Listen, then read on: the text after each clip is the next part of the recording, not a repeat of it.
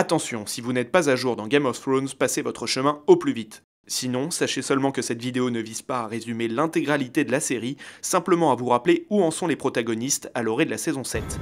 Vous êtes prêts? Il vaudrait mieux parce que je vous préviens tout de suite, l'hiver est là.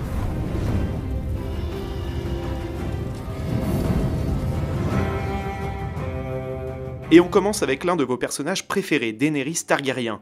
Après des mois passés sur Essos, la mère des dragons a enfin une flotte pour partir à la conquête de Westeros, ici, là, de l'autre côté de la mer. Les bateaux lui ont été offerts par son alliance avec Yara et Theon Greyjoy, et ils lui permettent de transporter son armée d'Immaculés, de Dothraki et évidemment ses dragons vers Port-Royal. Elle vogue en compagnie de ses fidèles Tyrion et Missandei, mais a dû laisser derrière elle son amant Daario Naharis, qui va régner en son absence, et Jorah Mormont, parti chercher une cure pour ne pas devenir un homme de pierre.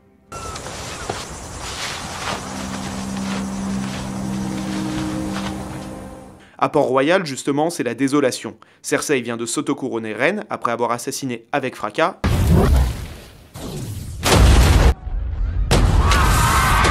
et c'est le cas de le dire, le grand moineau, ses fidèles et Margaery Tyrell.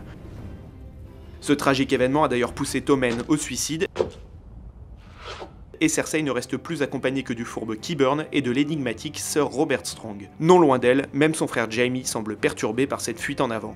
Et pourtant, les Lannister devront rester unis s'ils comptent survivre, car au sud, un complot se prépare. À Dorne, Ellaria Sand et ses Aspics des Sables fomentent une alliance avec Olenna Tyrell, dont toute la famille a péri dans l'explosion de Port-Royal. Et pour couronner le tout, Varys a été envoyé par Daenerys pour trouver des alliés contre Cersei et son frère. Mais c'est peut-être plus au nord que l'avenir de Westeros se joue vraiment. À Winterfell, tout le monde est encore sous le choc de la bataille des bâtards, au cours de laquelle l'héritier Stark, Rickon, a été tué par le sadique Ramsay Bolton,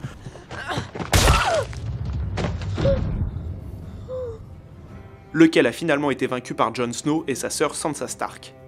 Vous vous souvenez forcément de la vengeance de cette dernière, dont on se délecte encore. Stop! Stop!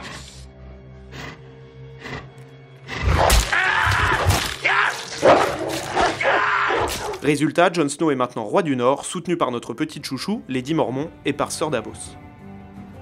Surtout, une grande réunion de famille semble se profiler à l'horizon.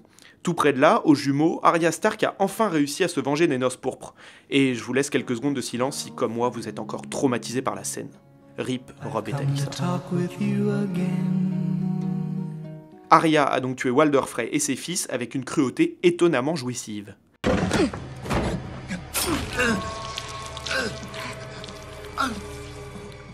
Toujours dans le même coin, Bran Stark et Myra ont été sauvés des marcheurs blancs par l'oncle de Bran, Benjen. Et oui, après la terrible scène de la mort d'Hodor, Bran est enfin en sûreté et va pouvoir tenter de vaincre le roi de la nuit, dont l'armée de marcheurs blancs ne cesse de progresser vers le sud.